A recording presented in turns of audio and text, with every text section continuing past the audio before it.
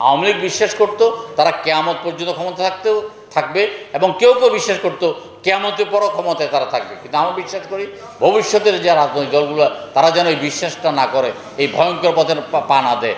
আমাদের সাথে ভারতের অভিন্ন প্রায় 54টি নদী আছে এবং 54টি নদীতে ভারত একাধিক বাঁধ দিয়ে শুকনো মৌসুমে আমাদেরকে চালিয়ে মারে এবং বর্ষা মৌসুমে ডুবিয়ে মারে। স্বাধীনতার এই 53 বছর পর্যন্ত প্রায় 40টি বছর ভারতের পাচাটা এবং সেবাদাস সরকাররাই ক্ষমতায় থাকার কারণে আমরা ভারতকে শুধু দিয়েই গেছি, ভারত থেকে আমরা কিছু আদায় করতে পারিনি। দীর্ঘ প্রচেষ্টার পরেও আমরা তিস্তার পানি সহ অন্যান্য পানির সুষম বন্টন করতে পারিনি। এটা আমাদের ব্যর্থতা। এখন আমাদের তত্ত্বাবধায়ক সরকার ক্ষমতায় এসেছে। ব্যক্তিগতভাবে আমরা মনে করি ভারতের উপমহাদেশের আশেপাশে যে কয়টি দেশ আছে প্রত্যেকটি দেশে ভারতের এই ঔদ্ধত্যপূর্ণ আচরণ এবং দাদাগিরির জন্য ভারত বিরোধী একটা প্রচন্ড মনোভাব। নেপালে একবার সীমান্তে একজনকে হত্যা করার পরে সমস্ত নেপাল এতটাই উত্তাল হয়েছে যে ভারতের পক্ষ থেকে ক্ষমা চাইতে হয়েছে। আপনার মালদ্বীপের মতো 1.5 লাখ লোকের আবাসভূমি, সে আবাসভূমির লোকজন ভারতের সাথে চোখে চোখ রেখে কথা বলে, চোখ রাঙিয়ে কথা বলে।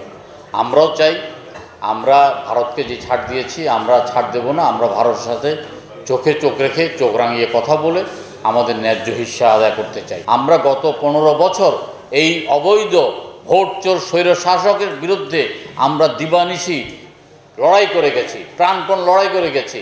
আমরা জেলে গিয়েছি, আমরা নির্যাতিত হয়েছি, আমরা ব্যবসা বাণিজ্য হারিয়েছি, রাতের পর রাত আমরা অন্ধকারে কাটিয়েছি, আমরা বাসায় ঘুমাতে পারি নাই। আমাদের এই রক্তমাখা সোপান পা রেখে ছাত্র জনতার অভ্যুত্থানের মাধ্যমে শেখ হাসিনা পালিয়ে গেছে। আমরা মন থেকে বিশ্বাস করতাম, অন্তর থেকে বিশ্বাস করতাম স্বৈরশাসকের পতন হবেই হবে, এই বিশ্বাস নিয়ে আমরা ছিলাম। আমরা কেউ দল পরিবর্তন করি নাই, আমরা এক মুহূর্তের জন্য সত্যি ছিলাম না। আমরা জানতাম এই আমিত্ব এবং এই লুণ্ঠনের পতন হবেই হবে এবং এমন পতন, নির্মম পতন হয়েছে।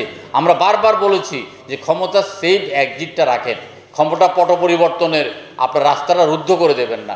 ক্ষমতা পরিবর্তনের রাস্তাটা রুদ্ধ করে 75 সালে একদলীয় শাসন ব্যবস্থা কায়েম করা রক্তাক্ত পরিণতি আমরা দেখেছি। আমরা এইবারও রক্তাক্ত পরিণতি আমরা দেখতে গিয়েও দেখিনি, এই কারণে যে আমরা অত্যন্ত দায়িত্বশীল আচরণ করেছি। 5 তারিখের পরিবর্তনের পরে 6 তারিখ, 5 তারিখ রাতে না ঘুমিয়ে 6 তারিখ 9টা বাজে গিয়ে শান্তি সমাবেশ করে বলেছি সংখ্যালঘুরা আমাদের আমানত, আওয়ামী লীগ যারা করতো তারা আমাদের আমানত। আমার নিজের ইউনিয়নে 5টা খুন হয়েছে, 2টো লাশ পাওয়া যায়নি। আওয়ামী লীগের একজন ব্যক্তিকে আমরা ফুলের টোকা দিতে দিই নাই। আমরা দায়িত্বশীল আচরণ করেছি, আমরা শিক্ষা নিয়েছি, আমরা রাজনীতিবিদদের শিক্ষা নিয়েছি। 75 বছর বয়সে সালমান এফ রহমান যখন দাড়ি কামিয়ে পালিয়ে যায় তখন আমরা মনে করি যে আমাদের শিক্ষার অনেক কিছুই আছে।